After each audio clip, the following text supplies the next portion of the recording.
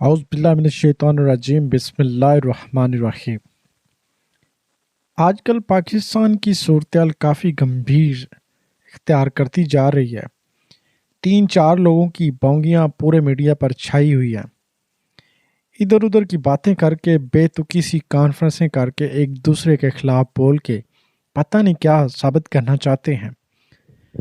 سب سے پہلے تو 2 دن پہلے شیخ رشید صاحب جیل سے باہر آئے، میڈیا کے سامنے اپنی کانفرنس میں ایک بہت بڑی جو بونگی ماری، ذرا یہ کلپ سنیے گا۔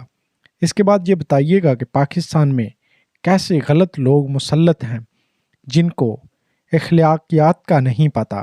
باقی بلو رانی کے ساتھ میں اکھ مٹکا کرتا رہوں گا، بلو رانی کے ساتھ میں اکھ مٹکا کرتا رہوں گا، بے شک ریل میں رہوں، جیل میں رہوں، دریا میں جاؤں، سمندر میں رہوں۔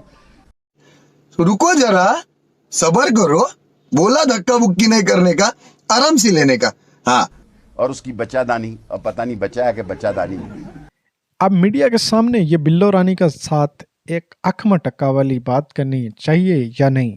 حالانکہ ملک قرضے میں ڈوب چکا ہے اور یہ ایک دوسرے کے ساتھ ایسی باتیں کرتے ہوئے نظر آ رہے ہیں۔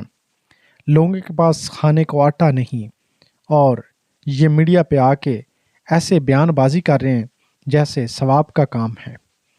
اسی کانفرنس کا یہ دوسرا کلپ ذرا سنیے۔ ہاں جی، بڑا میرا پیشاب ٹیسٹ کرایا، جو حکومت میرا پیشاب نہیں لے سکتی وہ خاک کر سکتی ہے۔ جی ناظرین، یہ جناب شیخ رشید صاحب بتا رہے ہیں کہ جو حکومت میرا پیشاب نہیں لے سکتی وہ خاک کر سکتی ہے۔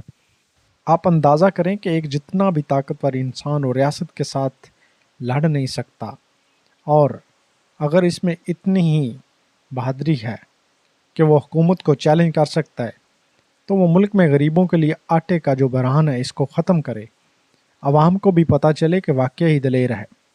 اور اگر وہ ایسا نہیں کر سکتا تو پھر ایسے غلط جملے غریبوں کے زخموں کے اوپر نمک چھڑکنے والی بات ہوگی۔ اور اگر سب کچھ ہے تو اتنا غرور کس بات کا؟ تکبر اللہ کو پسند نہیں۔